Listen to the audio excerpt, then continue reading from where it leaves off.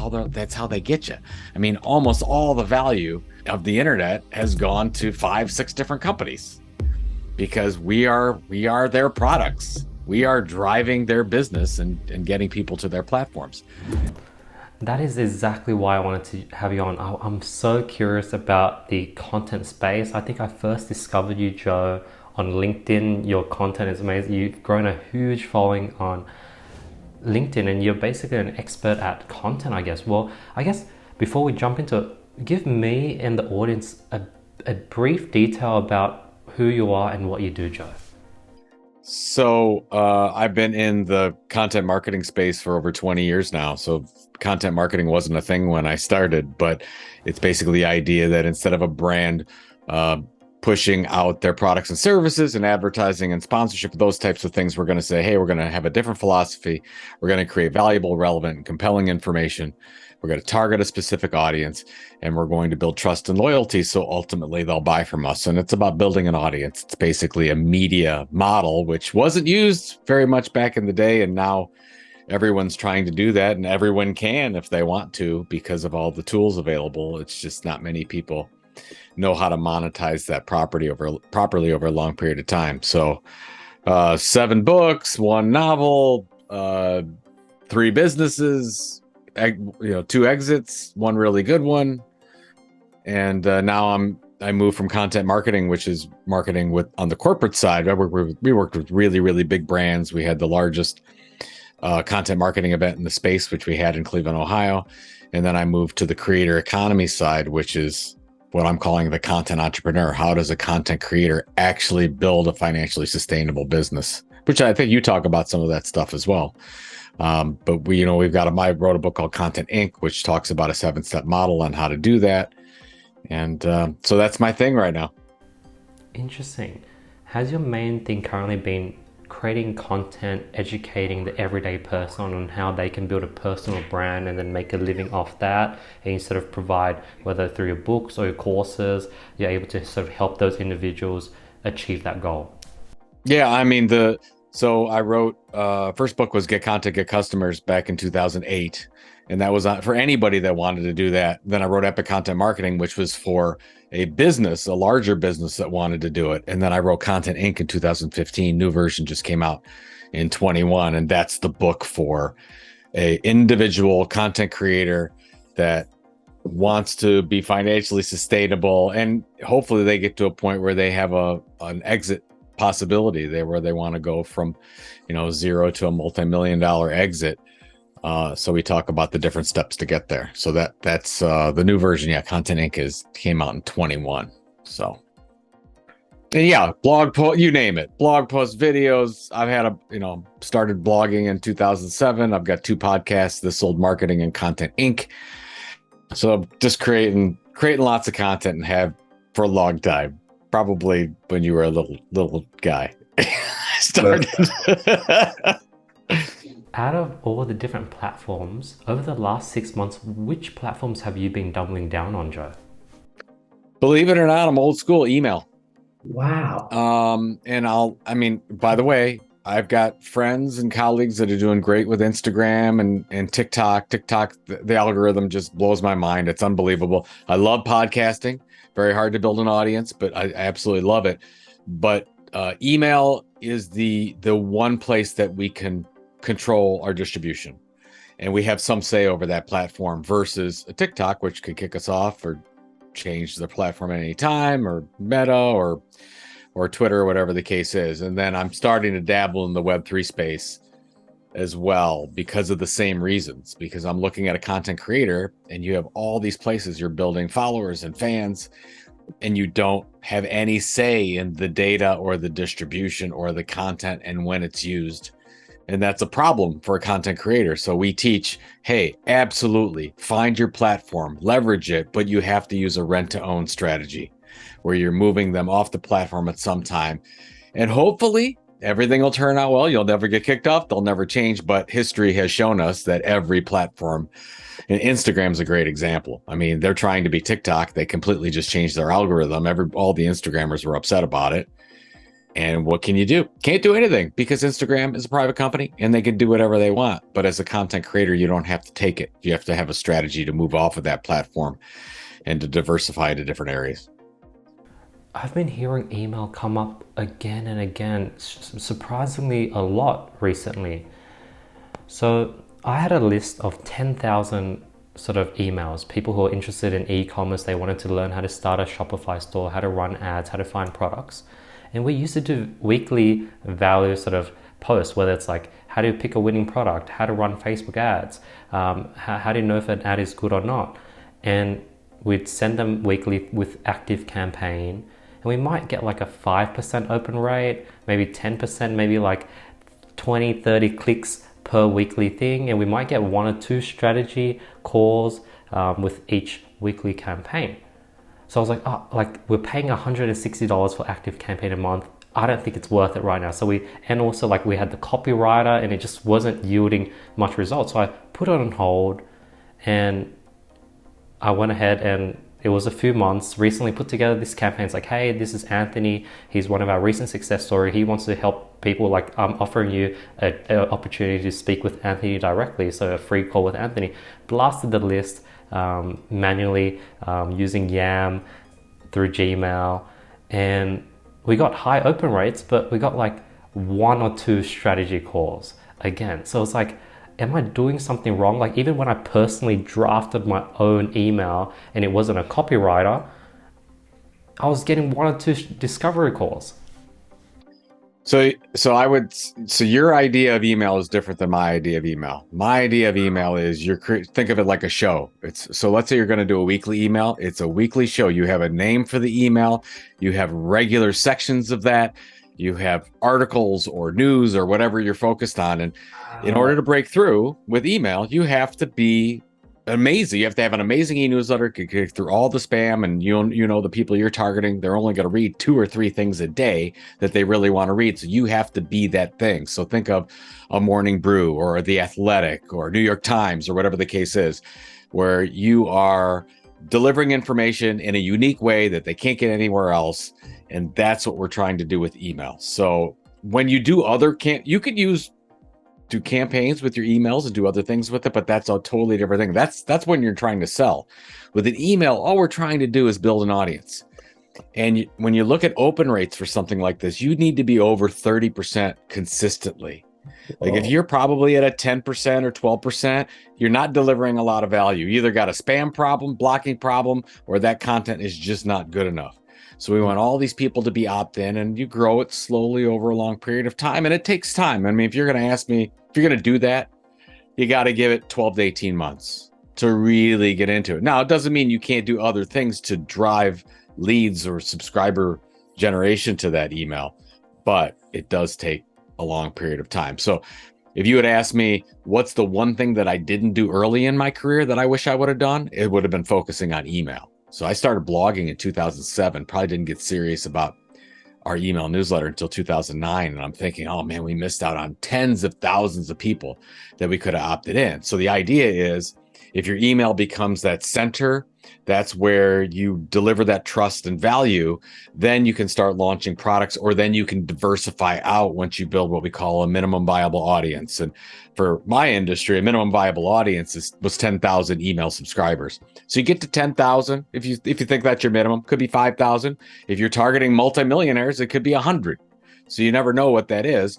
And then you say, okay, then I'm going to diversify. I have the email, then I'm going to have a podcast. And we do that for 9 to 12 months. And then we say, okay, that's doing well. Then we launch a YouTube series. This is just media publishing 101. You always start with one particular audience. You have a content tilt. We call that. That's your differentiation. What's your strong differentiation that you have that's different than anything else out there? It could be your sense of humor. It could be the content. It could be your target audience, whatever that is. Then you have one content type you focus on for the main part. Is this audio? Is it video? Is it textual plus image? And then what is your platform? Is it YouTube? Is it a podcast? Is it email? Is it a blog? Is it a TikTok? Whatever the case is. And that's what you focus on for your first 12 to 18 months. And you try not to do anything else. And then when you do those things, then you can start to diversify, build out. And then the process from start to exit generally takes between 5 and 7 years. Generally, if you're or you might want to keep it. You say, hey, I love this lifestyle. You're banking more than enough money and you're fine, and you don't want to change that. When my wife and I started our content business in 2007, we always had the goal to exit. And so we set that goal 2015. We didn't make that. We exited in 2016, and we were very happy with that. So, and that's the model. And that's based on thousands of, research with thousands of other content creators over 20 years. And it works fairly well. And you even keep adding new, TikTok's new, and then Web3 comes in, and that's new, and lots of new things, but the model still works, and it's worked for 300 years. It's kind of sickening. I mean, but the ways we communicate always change, but I'm not saying that there aren't exceptions. You might get somebody that goes viral in a very short period of time, and they're making everything, and everything's wonderful, but those are your 1 in a million shots. Most of them have to do a lot of patience. Really, it takes time to find that content tilt area. And then it might take time. You might start on video and realize that's not your thing. And then you go to audio and podcast, and that is your thing, or writing. So there's lots of different ways to do it. Interesting. And with email, is it possible to get the flywheel effect to kick in, or an exponential growth of your email list to occur? Or is it very linear where it's like you create content, it's one at a time, it's not gonna, word of mouth is not gonna kick it into exponential sort of graph, and it's very linear? It's generally linear, and you'll have bumps up to off a plateau here or there, if you will. But if you've got the process working really well, you've got your partnerships in place, you've got people talking about it, you've got subscriber generation, lead gen forms, those types of things. Yeah, you'll see it going up and down. Let's say that you have an article in your newsletter that takes off, or you've got an influencer that just loves this thing and subscribe to it, or maybe you're going to put some paid ads around it. Then you'll see the bump up. But if you look at somebody like, what's a good one? The Hustle. You look at Morning Brew, very linear. I mean, depending on when you look at Morning Brew, when they started, 16, 17? So they're 6-7 years. Now they're up to, I don't know how many millions, and they got many other newsletters, but it's very much, if you looked at that chart, it's just, it's like a really good stock. But you're not going to see it go, bubble up, which actually makes a lot of sense, because you're trying to build trust over a long period of time. And if you get this big bubble up, you're going to get people to opt out, because a lot of those people aren't going to be the right people. So you want to make sure you don't want everybody signing up for your newsletter. You only want the right ones. So it does take time. And that's, by the way, that's everything, right? That's a YouTube site, podcast. For 99% of the time in media, it's just a slow grind. And then you get to a point where you can diversify and then launch multiple revenue. I mean, you got 10 different ways that you can drive revenue, essentially, from a loyal audience, 6 direct, 4 indirect. And I mean, then you can kind of pick your poison with it. But you generally, a really good content entrepreneur will get to 3 diversification strategies, where they have whatever their center platform is. It's YouTube, it's a podcast, it's email, and then you might have, we used to have a print magazine, or over here we got a membership site, or over here we might have a TikTok channel, or whatever the case is. And then you're just running with that and focusing on that. And generally, you do more than that, you're a multimedia operation, or you're struggling. Because I've seen too many creators. I mean, where on the marketing side, where marketers go wrong is they immediately diversify. They're like, oh, we want to talk about all the things. We're going to create all these podcasts and videos and email and blog, and we're going to do it all at the same time. And I've been into 100 of these calls, and I go in and do a content audit, and they want to say, okay, Joe, what should we add to the mix? And I'm like, please don't add anymore. You're mediocre at everything. I want you to kill some things so that you can be great at 1 or 2. When your audience and clients get to a point where they've grown an audience, let's say they have 10,000 subscribers on YouTube, or 10,000 size email lists, what's usually a recommendation for them to then monetize? Is it sort of the general start with one-on-one coaching, then do group coaching, then maybe put together a course and get into info products? Is that usually the journey? That is usually the journey, but I disagree with that journey. The lowest hanging fruit, your possibility is sponsorship. That's the first thing you want to do. You already probably have sponsors in your email list that know you. And if they know you have that availability, you can sell sponsorship space. And the way that we recommend, people that get to that 10,000 minimum viable audience, we want to recommend a limited inventory model. So you don't want to, I mean, you've seen the sites, right? They got ads everywhere. They're pulling Google ads in and they're just trying to get dollars whenever they can. And that's a tough way to go. Not that it's wrong, it's just tough. So what I would recommend is say, okay, if you have your website or email, you have limited spots. So you might say, instead of selling 3 spots in my email newsletter, I'm going to do a limited takeover. I have one spot for this newsletter. That's it. So you sell that as a premium. So instead of selling a advertisement in your newsletter for $200 US or whatever, you could say, I'm going to sell a takeover for 2,500 or 3,000. So you've just taken it from unlimited space to, if you're a weekly newsletter, you got 52 spots. That's all you get. Or if you're every other week, you only got 26. So you make that, and then you can raise the price, and then you're off the CPM chart, because you never want to go with CPMs. If you're showing, that's a very, very tough ball game, and I don't want to be part of that. So you want to change the equation where people look at the number and they can't qualify it against anything else, because it's not open inventory, it's closed inventory. So that's where I would start first. And then you can launch other things. You could launch a course, right? You could launch a membership. You could do affiliate links. You could take donations if your cause is a powerful cause. You could do a subscription site. Training would be great. If you look at like business, like you and I we're business content creators, the number one is coaching and consulting. Absolutely the number one. And so again, you're pulling from your audience. You want to do a cohort session, or you want to sell it, $95 a course or whatever. My favorite, once you get past the 10,000, are physical events. Physical events are very hard to run, but from a valuation standpoint and a growth standpoint, and there's nothing like a physical event. So when we launched Content Marketing World in 2011, we had 600 people. It was about, I don't know, $750,000 event. We were a little bit profitable. It was great. But by the time we were selling, it was a $6 million event. We were putting, 2.5 to the bottom line. And you do a multiplier for sales, you're looking at 8 to 10 times multiple that people will buy that from you. And that's the power from a content entrepreneur, content creator side, because you have so many brands, bigger brands in your area trying to do what you do, and they're failing because it's tough, because you got to do it, as you know, right? You got to do it all the time. There's production. You're focusing on this. This is your life. You're getting feedback. Brands got lots of things to do. Marketers of the brands are doing all the things. They're doing marketing and sponsorship and influencer relationships and PR, and it's just a lot. And most of them think campaign oriented, and they think, oh, what are we going to do this year? But content marketing or a content program always goes outside the campaign. So often these things get cut before they get traction. But a content creator doesn't have a campaign. We don't have a campaign focus. We're just doing our thing. So that's where it's different. And so that's where I'm partial. Like, we just launched an event, Creator Economy Expo, because if we're going to monetize and we want it to be valuable and create a real asset, that's what we're looking to do. And the other thing is you get out of the competition, like you mentioned, cohorts or courses, membership groups. Well, if you're looking in the creator space right now, there's a million of them.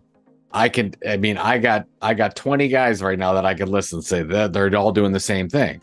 So I'm not going to compete against that. I mean, that's very hard. I mean, maybe I'll get lucky, but how many people are doing a large scale event? None of them. None of the people that I'm thinking about. So that's where if you think a little bit different about your product mix, there's an opportunity. Why are events so valuable for investors or people who want to buy it? Like, why is it a 7 to 8x multiple on an event? Like, in my mind, I always thought event would be slim margins, break even or make a tiny profit, not too consistent. It wouldn't be your main bread and butter. But given that it's a solid asset that people will pay 7 to 8x return on, it must, I might be wrong. So traditionally in So I'm dating myself again. I've been in publishing for 25 years. If you're looking to at the asset and what you can get for the asset, the two best things are subscription sites and events. Subscription sites are the best because it's recurring revenue. So great, you just add to that. Hopefully you retain, you don't have a lot of churn and you're fantastic. Events are very similar. Like you will get a lot of the same people back year after year. Like depending on the event, maybe you'll get 50% back, maybe you'll get 30% back.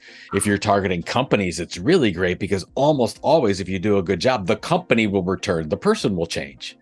But the company will, so they'll say, I'm not sending these two people from corporate, I'm sending these two people. So the predictability of that revenue is the way to go. So, and that's what's different than advertising. If I'm selling an ad program, it's very difficult to do because I have to resell it every year or every month or whatever the frequency is. With an event, it's more consistent on sponsorship too, because generally if you run a good event, your sponsors will re-up and come back for that same event. So that was great. When we would end Content Marketing World 2013, at the event, we would start selling for 14 for the next year, and a lot of that was returning revenue. So that's why it's predictability, and that's why if you look at the other categories, they're lower multiples. What has been the best way for you to get ticket buyers and people to your events? Has it been through your email list, to your YouTube, a bit of everything? What's been the best way to get someone to buy a ticket and show up? They have to be a super fan. That's a really, really good question. I don't have an easy answer for you. If you ask me for one, it would say if you have a powerful, loyal email list, then great. You have a good place to start. But when we would do our analysis of our most loyal, our highest yielding attendees for the event, we generally found that they subscribed to three things that we were doing. And it didn't matter what three. So that's why we diversify as content creators, because we create we create better customers. So we'd say, okay, well, they have the email, they're on the Twitter chat, they listen to the podcast, they download the magazine, whatever it is. And generally we had like 10 different things you could subscribe to because we were a little bit more advanced in what we were doing at the time. So that's why I really don't know the answer. We have a lot of different ways to attract them, and we've got all the channels that everyone else would have. But if you're asking me at the end of the day, I would say email. The other thing that I would say is, if you try to launch it by yourself, it's very difficult. You want to get your community and your partners involved, as you know, right? So you want to get anyone that's targeting the same audience. So I think for Creator Economy Expo this year in May, it was our first year event. We had 400 attendees. We were very happy with that as a first year event. And we probably had about 40 different media partners. Now, for how many do those 40 partners probably brought in 100 people? Great. Most of them we brought in, but they were all influenced in some way. We don't know. They might come back next year. So my thought is that we can get 2 or 3 new people that don't know us to come to our event, and we can have 50, 75, 100 different partners in some way be a part of this. In a lot of cases, the partners want to come as well. And then they might bring other people to it. So, I guess it takes a village, if you will, to do these things. So I would say owned email and then partnerships. When you say partners, are these people that are coming in and they're just speaking and they're offering free value, or they're sponsors coming and paying to have their logo on the wall? When you say partnerships and having 40 of them, what do you mean? There's a couple different ways to do it. If it's a minimum level partner, we'll say, hey, would you give us 2 or 3 ads or postings or whatever, and we'll put your logo on the site and you can be affiliated with this. So that's very minimal. The second one would be, hey, you give us an email, we'll throw in a ticket and a logo. They say, oh, okay, that's another one. You could also do an affiliate program and say, we're not giving you a logo, but we're just going to give you $100 or $200 or something like that for everyone that signs up. Some people want to do that. They want to do it as a revenue generator, and that's fine. And then we have what we call like premier media sponsors. They're bigger names. They will do 1 or 2 email blasts out to their audience, and they might get a booth, or they might get a speaking spot depending on who it is or something like that. So there's all kinds of different levels. There's different ways to do it. And then of course, if you have good sponsors, you want to put together sponsor copy so that they can send it out as well. That's tough to do. because generally sponsors are coming because they want new leads. They don't necessarily want their customers to go and go in front of other competitors, but that's the way to do it. And then every speaker as well, they get their own discount code, coupon code, and hopefully they'll send it out and promote it. So speakers are great as well. And hopefully they're a draw, they have their own audience, and they can attract new people as well. I'm a big fan of Gary Vee and his whole jab, jab, jab, right hook. How do you balance content and sales? Like, I'm usually sort of juggling, doing 50-50 where I'm trying to put out the best content possible. People who are interested reach out to me for help. I jump on sales calls or discovery calls and see if I can potentially help them out, pitch them. They usually think about it. If I really want to do, I can get really good at objection handling and really sort of, you said you needed X solution. What, like, is there something you need to think about? If so, like, I'd love to hear, like, go down the objection handling route. And all of a sudden now I'm so exhausted from that, I can't create the best content possible. Or is it better to go all in on content and just have a low ticket product that people can just purchase through a landing page? Well, you just named two options, and there's no right way to do it. The challenge is that if you're just the one person, so you're the creator and the salesperson all at the same time, something's going to suffer. So you have to list. So I would say outsource some things that you're doing so you can focus on what you do best. The other thing is that I'm not. Like at Content Marketing Institute, we had a consulting division. I was not involved in it. I didn't like consulting, and I didn't want to use my time for consulting. I want to use my time for speaking, for writing books, the big content pieces that would drive more people in. That's where I thought that my value was. So the more time I spend away from that, that's actually, I think we're losing money. We might be getting, I might be getting money at that particular moment, but I want to create money opportunities when I sleep. So that's why I want to create assets. When I say assets, what do I mean? So we're taking out anything that you're doing one-on-one with somebody. I'm going to put over here and say, that's last resort because I have to eat or I have to support my kids. I want to come up with assets like, is there a webinar program that I can sell to a sponsor that we can just do for 1 hour? I can get an expert on, I can charge X amount of money, deliver them the leads, done. I'm going to do that regularly every week. Boom, I've got webinar program. I'm going to do a research program every quarter. We're going to do a new piece of research. Every one of those needs a sponsor. Or you could say, if you have a buying community, you could say you're going to charge $95 or something for that piece of research. The sponsors stuff is easier because you only need one or two, but depending on your community, do that. So events, same thing, right? Podcasts where you have a single sponsor. So things like that you can package together, that is basically just takes the sales energy and the process to do it. In a lot of cases, if you build a really loyal community and you have those sponsors in your audience, it doesn't take much. I'll give you a quick example. So I have a podcast called Content Inc. Podcast. I've been doing it for like 7 years. It's 5 minutes every Monday. My buddy Darren Smith wanted to launch his own podcast on a new platform called the 10K Creator. Basically, how do I get to 10,000 in revenue a month and 10,000 email subscribers? He's like, and we're talking about it, it's like, it's going to take a while to get there. It's like, it'll take a long time to get to that. So we're like, well, if you launch that on your own platform, you got zero audience, you can't sell sponsorship for it because you have no audience. I said, why don't you come over and we'll launch it on my platform? I already have an audience. We'll launch it instead of Mondays, we'll launch it Wednesdays. And before we launch anything, we'll pre-sell sponsors. And we'll limit the inventory. Only 3 sponsors. They get all 10 episodes. It's a short season. We're going to try it and test it. We went out to our partners and we sold it in a week. And now we're just running them. I think we're on episode 5 as we're recording this right now. And it's worked great. So, and the downloads are working and immediately everything's going well. So we'll say, well, probably there'll be a season 2. So hopefully we'll reach out. So we've just created, a $50,000 product with minimal time, minimal energy, done and done. So those are the things that I like to think of. Assets that you can do recurring that does not take all of your time to do. So that's how I like to think of it. So everything, because if you look at what New York Times does, Financial Times, whatever the Sydney papers are doing, media companies are doing, it's the same thing where if you look at all the stuff they're doing, they're recurring assets. They generally have a product name. It's a content brand associated with it. And if they wanted to, they could take that asset and spin it off and sell it. It's that valuable. So that's what I want a content creator to think about when they're launching these things. Wow, that's a very interesting perspective, because I always had the dilemma between sponsorships versus your own product, whether it's consulting or informational product, a course or subscription. Why would someone want to sell someone else's product versus their own? Now, let's say you know that it's just a bit difficult to sell your own product. You bring on a sponsor.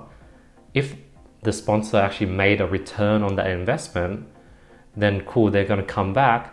But that means they're making money off you. They're making a profit off your audience, which you could have done so with your own product. And if you don't make them a profit, then they're not going to come back. Yeah, I mean, it's hopefully you're making a profit and they're making a profit. That's, I mean, so well, let's see. I'll go back to Content Marketing World 16. So let's say we had 75 exhibit booths and 100 sponsors at that event. So we could do two things. One, we could just have it only be paid registration revenue. So instead of charging $1,000, we're charging $2,000, and we'll hope that everything comes in. But we want to diversify, because you never know how things work. So we'll bring in the sponsors. So sponsors ended up being about 30% of our revenue. Registration revenue was 70% of that revenue, but the 30% of sponsors, I want our people, our audience, to spend money with them. They're going to buy these things anyways. I want it to be with the people that are supporting us. And so hopefully if the equation runs really well and everybody's profitable, they're all going to come back next year. And it's a great way to do it. So I love diversification in an asset. So if you could sell direct revenue, plus you could sell sponsorship, it's great. You see that with a lot of online events. Hey, we're charging $200 to go online, and then you also have some sponsorship as well. It's a great model because you could be a little bit more profitable that way as you do it. So that's the way that I think of it. And then everybody's happy. Everybody's getting value. The audience is getting value. You're profitable. Sponsors are profitable. Done and done. And what that means is if you do that for 5 years, you'll have a multi-million-dollar operation that you can sell or keep or do whatever you want with, and you have options as a creator. What's your biggest advice for the creator that just reached 10,000 email subscribers? They have a healthy 30% open rate. So every single week, 3,000 people are viewing their email list. How can that person get a sponsor and not be locked into the CPM sort of flow, because they only have 3,000 eyes? Even if the CPM was $100 per 1,000 impressions, that's only $300 for a weekly campaign. Like, you can't survive off that. How do you get someone that's paying $5,000 for the next 10 weeks worth of email? And then how do you give that person enough value where they continue resubscribing with you and you have that reoccurring sort of methodology you just said? And it's pretty hard to, like, well, I guess it's not that hard to convert if that $5,000 advertiser has a high ticket product. Maybe they can make a return off the 3,000 people that open each week. But what's your thoughts on all that math? Well, the first thing is, who's your audience and what's their buying power? So if your audience has a buying power of, let's say you're targeting foodies, and their buying power is not that much, it's a tough model. So if your creator passion is that you need a big audience by lots of little things, and your sponsors are only going to come in if they're reaching hundreds of thousands or millions of people, you're a Mr. Beast, you're a PewDiePie, whatever you are, you're targeting tons of people. If you don't want to do that and you want to charge a lot more money, you target businesses. So target construction market, target mechanical systems, engineering, whatever the case is, and that's where the money is. So I started in business to business publishing, and the numbers are better. Like if you're a B2B creator, it's 1,000 times easier. Like one of my friends has a podcast network in the construction industry. He has an podcast audience of 20 to 30,000. So nice, yeah, not huge, multi-million dollar operation. If you're targeting consumers, never get that. Never would get that. But you've got software creators and you've got construction people that want to target these engineers for spec work, and they're going to spend, if they got a job in there or whatever the case is, you're talking about thousands to tens of thousands of work. So here's a really weird example, but you'll get the picture. This is back with Hewlett Packard back in 2003 or something like this, when I first started in the industry. We did a content program to 150 people. And the program cost hundreds of thousands of dollars to do. Why? Because one person who bought with them spent over $1 million. So you see, it all depends. Like even with our minimum viable audience, we're shooting around numbers like 10,000, and that's fine because it's a nice round number. But if you can put together buyers and sellers at a very high level, then your metrics completely change. So so Content Marketing Institute, we focused on marketers that needed marketing software, marketing automation, email marketing, but not like we do with MailChimp or ActiveCampaign, and we're spending $100, $200 a month. They're spending thousands of dollars a month because they've got, a whole group of people. So that's where it's different. So if there's a creator and you're looking for, hey, I want to do this, and you don't necessarily have a passion, I would look at opportunities in emerging industries where you're bringing buyers and sellers together that have a lot of money and products to sell. Wow, I think what you're sort of sharing, well, what I just learned is that rather than pitching sponsors saying, hey, I get 5,000 monthly podcast listens and downloads, it's like I have 5,000 people who are into business, entrepreneurship, personal growth, and really niching down and finding companies that are specifically in those fields with high ticket products, and asking if they would be wanting to be a sponsor on my podcast rather than casting a wide net to like Red Bull, Liquid Death, etc. Yeah. So basically, if I'm you, I'm saying, okay, I got these 10,000. What do they buy? So you're going to say, okay, they buy consulting services, they buy book publishing services, they buy email software, they buy all the stuff in podcasting, they buy video service Camtasia, whatever they're buying, right? And you get a good feel for that, and you create what's called a media kit. And you take that media kit out, and you go, and then if you're going to, a podcast hosting company, you can say, hey, 50% of our audience has a podcast, and they spend right now, $500 a month on podcast services and software. Are you interested in reaching that group? And they would say, heck yes, I'm interested in that. And then, they'll work the math in their head. And then you say, great, I got one spot available in May if you're interested, if you want to target this group. So generally the way it works is, you're not going to sell them a big program at first. You're going to sell them one. Hey, try test run with us. I give you 10% off. You do a test run or whatever. You give them, or you say, if you re-up, you get 25% off your next one. And they try it, and hopefully it does well. You reach with them, you give them the metrics. It's a long sales cycle, but if they like the initial metrics, hey, we got 170 people to click on your link to download your thing. And then you'll work that through their CRM system and see what happens. And then you might have something. So that's how I'd work it. Got it. What's your thoughts on each newer platform that comes on? Is it just me, or does every single new platform seem to be more easier, more lucrative? Like, there was blogs, then emails, then YouTube, then TikTok, and it seems like every single new platforms, you're finding younger influencers reaching more people and monetizing for larger amounts in short amounts of time. Is that one true? And two, do you then want to keep jumping onto the newest platform? This is a fascinating question, and I have an answer for it.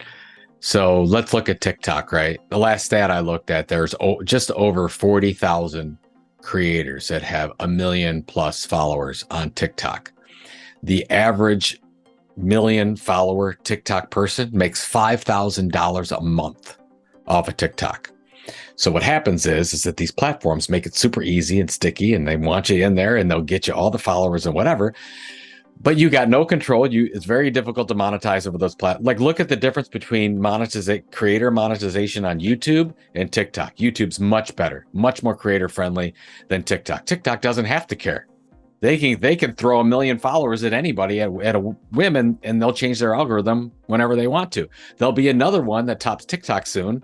That'll be the whole new thing, content discovery, whatever. It's even better, and it's easier, and you can get million. But then you're stuck on that platform. That's how they get you.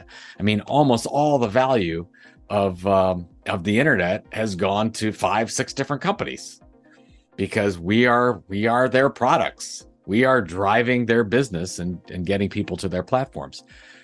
So then you look at starting a blog or a podcast or an email newsletter. It's incredibly difficult. It takes a boatload of time.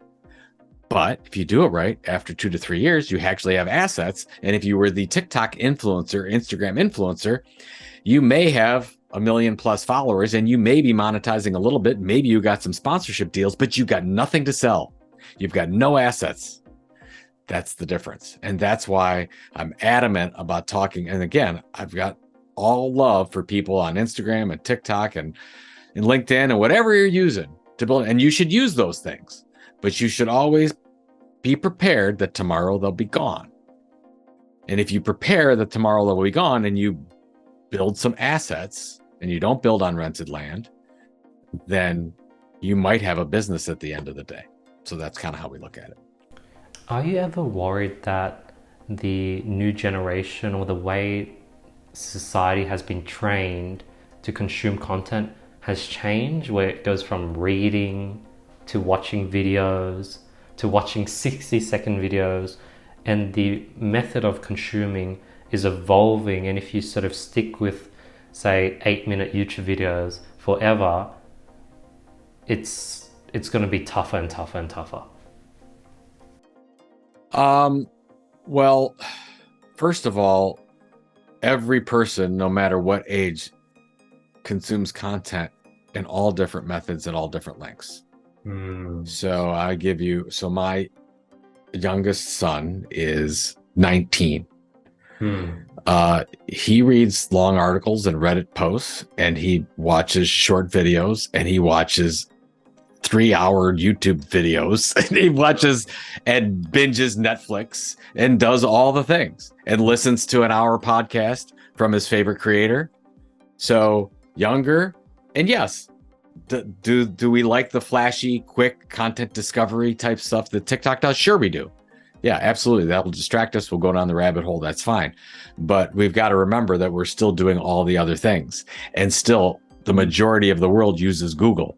Text to base. How are those things found? Longer articles, generally 1,200 or 1,500 words, are being created so that they're found by Google. That counts as well. So I think that we sometimes look around, or we have a bias toward our own behavior, but we don't realize what's actually happening from a business standpoint. So the answer is there's opportunities in all of it, depending on which way you're going. But YouTube's a really good example. So Matthew Patrick, who I've known for a long time, he's got he's got Game Theory channel on YouTube. He's done a fantastic job. He was doing a workshop, and somebody asked, what's a good length for a video? I've heard it should be about 2 minutes. And he's like, well, it depends, right? He says, but mine is 12 minutes. That's kind of my sweet spot for people staying. And people are like, oh, are you kidding me? But yeah, I mean, he has 20-minute videos. That's what he does every week. And he's been doing them for, whatever it's been, 10 years. So I think it's a consistency thing. So frequency and consistency. Like if you did an email newsletter and 1 week it was links, it's like 200 characters, it was all links. And then the next week it's 1,600 free flowing words. They'll be like, what is this? I don't get it. So you have to have some kind of consistency in what your product is, and your product is your content. And so that's what I would do. Talking about business content and email, has the value per email decreased or increased or stayed the same over the last 5 to 10 years? Oh, that's a great question. Again, it's subjective because the value per email is depending on how much an email subscriber is worth to you, on what you can sell per email subscriber. So if I remember when I used to work with Electronic Design and Industry Magazine, their email subscribers were worth to them $35, $40 a piece because they monetize the heck out of them. Again, businesses. These are manufacturing executives that had made big decisions and bought big things. Now, if you are in the creator economy and you're selling to a bunch of content creators, it might be $2 or $1, depending on how it goes. So but what I do know is that email is as important as ever. It's just hard to break through. Like anything else, you got to break through all the clutter. That's why I say if you're going to do an email newsletter, you have to have an amazing email newsletter that has to be differentiated, so you can break through all the 1,000 other emails that are targeting the same people. So yeah, most content creators don't have a content tilt. They don't have a differentiation. It's rampant in the content creation business. You got everybody selling a course and a membership. We talked about it. So you have to figure out what's the thing that's different that you're bringing to the table. So How does like the Hustle Morning Brew, something that's pretty broad and sort of business content, how do they get their value per email above say $5 to $10 per email, where they can afford to pay Facebook $5 to $10 per lead per email? Like that means their value per email has to be really, really high for a very general sort of niche. well, Morning Brew, I don't know as much about the Hustle, but Morning Brew, the way that they distilled business information wasn't being done. They were the first to really, I mean, I guess you could say the same thing about the Hustle a little bit from targeting entrepreneurs. But Morning Brew, I sort of watched that arc and see how they did it. I mean, it took them a long period of time, but if you get, and I get both every day, I'll get the New York Times Daily and I'll get Morning Brew. They talk, the same content is in both of those, believe it or not. But Morning Brew talks about it in a very different way, targeting a different group of people, business people that are younger, they're out and they don't have a lot of time, and that's distilled. Axios has done a great job with that. Axios was the one that basically does the bullet points. Here's what you're going to read. If you read anything else, here's the 3 bullet points you got to get out of this. And then they'll do, I don't know, 100 or 200 words on it. And then they'll go on to 5 more tips. So for the busy executive that hasn't been done before, instead of just long form. So that they just did it a little bit differently, and they got, their 30, 40, 50% open rates.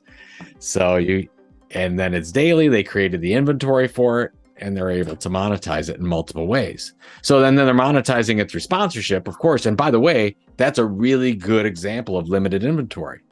For the most part, I think almost Morning Brew has a sponsor at the top, so brought to you by, they've got the ad, and then they might have some paid sponsor links at the bottom. Other than that, that's it. So if you want to sponsor Morning Brew, you have to pay a premium price, which is, if I'm guessing, it's probably something like $35,000, $40,000 for a newsletter. Just fantastic, right? And they do one of those every day with this Morning Brew. Then they got Morning Brew marketing, Morning Brew retail, and 6 other categories. And then that's how you diversify out. You create the one email, like, I don't know if you're familiar with BuzzFeed. BuzzFeed has 39 different emails right now. They started with one. They had 0, and then they were all on Facebook, and then Facebook changed their algorithm, and then like, what do we do now? They focused on email, and they've sort of tried to bring that company back by, taking that big audience that they have of millions and millions and separating them into 39 different buckets. How has Morning Brew or yourself cleaned up your list? Like, it's so normal to have me find out about Morning Brew, put my email in, open up the first 2 emails, and never open it up again. Like, do they have a process where I'm automatically then filtered out? And then if you're running ads, when you're paying $5 per email, if it's every 3 people stick, you're actually paying $15 per email that actually stick. And then that's a whole nother thing. Now you have to your multiple gets cut by a third. Yeah, again, you don't want them to make the connection about I'm paying X per email, or maybe they're doing on a lead. They could be doing on lead gen. They could be doing cost per click. Cost per click would be, if it's pay for performance, that's a little bit easier.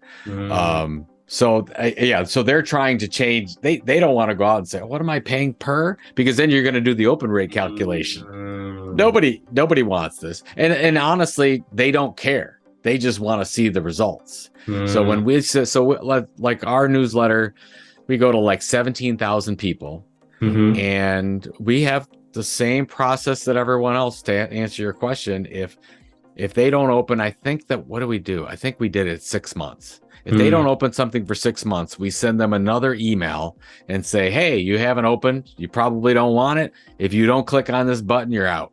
And take mm. them out, because at the end of the day, it doesn't really matter. I'd rather have engaged subscribers and a higher open rate, higher click through rate than. And we know, I mean, I'm sure you know people that have huge email lists and they're getting a 2 or 5% open rate. Well, whatever. That doesn't do anything. That's like, I've got whatever you said, LinkedIn. I got 260,000 followers on LinkedIn. How many of those are actually seeing my stuff? Probably a very small. I would say probably 5 to 10,000 if I put something out. So it's all relative. Now, on that topic, you said it's all about open rates. Like, why is a 10,000 10,000 people opened, which is say 30% of your list? Let's say you have, I don't know, 30,000 people. Why is that much better than a 1% open rate with a list of, in that case, it'll be 100,000 or a million? Well, at the end of the day, if they're the same people doing the same thing, you just care about the people that opened it, right? Correct. So the other ones don't matter. Really, if you're sending a consistent newsletter out and you're getting let's say consistent 5% open rate on these things, that means you got 95% of people you need to cut off your list. Then what it means to me is you're not handling your expenses properly, because you're paying active campaign more money than they need. You just want to have that number. That's a tough one. It saves you money. That's it. You're right. If you're sending out too many emails, does it also decrease or increase the chance of you going into spam or having your email flagged? Is that another reason? Absolutely. If you keep sending out to people the real relevant emails, yeah, there's an opportunity that if you're with a MailChimp or a ConvertKit or a active campaign, that they might say, "Hey, you got a problem here. You got to do something. You're just spamming people." So, and they're really concerned about that stuff. I mean, MailChimp has come down. The MailChimp just came down recently, and they were kicking people off the platform that talked about crypto and also had some kind of a token. And it's their prerogative to do that, but they can make these decisions however they want to. They're a private company, just like Facebook or TikTok or whatever. Then is it smart, Joe, to then just have your own CRM or like have a simple, virtual private server and send out emails from your own virtual private server than paying a huge amount for these other platforms to distribute your emails? Uh, Boy, if you've got the software chops to do it. I mean, you got to figure out, you got to get on the white list to get through all these barriers today. I mean, and you've got these big email companies that's what they do. They've got full-time people, software to figure this thing out. So you've got a high deliverability rate. I'm under the assumption if you don't have those software chops, you're not going to get the deliverability rate you're going to end up in spam in the folder in Google that nobody ever looks at. So those types of things. And yeah, that's a very smart decision, I think, to outsource. And you've got lots of options, right? You probably have 50 different options for really credible email marketing providers today. So if one doesn't work, you go to another one. And how much, if it's, let's say it's spending, you're spending $100 or $200 a month on that versus a VPN and doing, the time it takes, I can tell you right now, it'd be way more costly to do that and probably not as effective. Does that mean different email providers might have better deliverability? Like ActiveCampaign might have a higher deliverability rate than MailChimp? Yes, absolutely. Yeah, they all have different processes and they'll market against each other that we can give you a better deliverability rate, whatever they're. Now, I don't know how that works. I'm not a tech person, but I would imagine that if you sent the same email out to two different providers, you'd have two different deliverability rates. And what's the best process you would recommend our viewers to figure out which platform they should host their emails and send out emails from? What's the best way to figure it out? Well, sometimes it's trial and error. I mean, so we use I use MailChimp for so I'll talk to you about what I do because I know those. We use MailChimp for my personal. So my Joe Pulizzi email that I send to 10,000 people, they get my personal email that goes through MailChimp. And our business one that goes out to 17,000, we use ConvertKit. Um, I mean, nobody's perfect, but I like ConvertKit a little bit better. And by the way, disclaimer, they sponsor some of our stuff as well. So I'm partial because they support us, but I also like what they do a little bit more than what MailChimp does. And then, of course, you got, like you said, Active Campaign. Great company. No problem with that. I'm not a huge fan of Constant Contact. I've used them in the past. So it's just, trial and error as you go. I think what you look at is in your industry, who are the creators that you want to aspire to? What are they using? And go talk to them or ask them what they use. They'll tell you, they'll be real honest with you. So get a good feel from the people in your network about what they're using. And because maybe MailChimp's better for retail. I don't know. So I would look at that and see. Thank you very much for your time today, Joe. Where can people find more about what you do, hear more, basically get more of you? Man, it's hard. I got all kinds of. So I'm at Joe Pulizzi on all the social channels. So Pulizzi, if you want to find me there. The new book is Content Inc. You can buy it anywhere. It's also have a podcast called Content Inc. That's a 5-minute motivational podcast. If you're with a big company and you're a marketer, it's the This Old Marketing podcast. Been doing that for 10 years with Robert Rose. So that's been fun. And then the big thing that I'm working on right now is the Creator Economy stuff. So that's thetilt.com. It's a 2-time weekly email newsletter all about how content creators can create real businesses that they can drive financial success from and hopefully someday have an exit. And then we have our own creator coin, social token called Tilt Coin. And when you sign up for the Tilt, you get some Tilt Coin. You get to figure out what we're doing in Web3, and we're trying to figure that out just like everyone else. And then the big event that we have every year is Creator Economy Expo, and that's May 23 in Cleveland, Ohio. And I think I'm doing a lot. I think I'm doing too many things right now that I just mentioned all that, but content, right? So it's fun. Love it. Thank you so much for your time today, Joe. I just love how I was able to nerd out with you and get really particular and ask very niche questions, and you're able to shoot them down, and you're really passionate about content. Like you're doing what Gary Vee does. Like you're really into content. It's something that you live in, and I can just feel the experience, and you've been doing this for a long time, and I could definitely sense that through the camera. So thank you. Well, you had some great questions, and I appreciate those because you asked me some questions that people haven't asked me in a long time, so I had to think about it, but I appreciate it. I am passionate about it though. Thank you very much, Joe. If you guys made it this far into the podcast, I just want to say thank you for your time. Please let me know your thoughts. Please leave me a review on Apple and Spotify. I've been reading through them, learning what I should improve on and what I should double down on. So please let me know what your thoughts are. And I really appreciate your time today, guys. And I'll see you guys next week with another episode. Peace.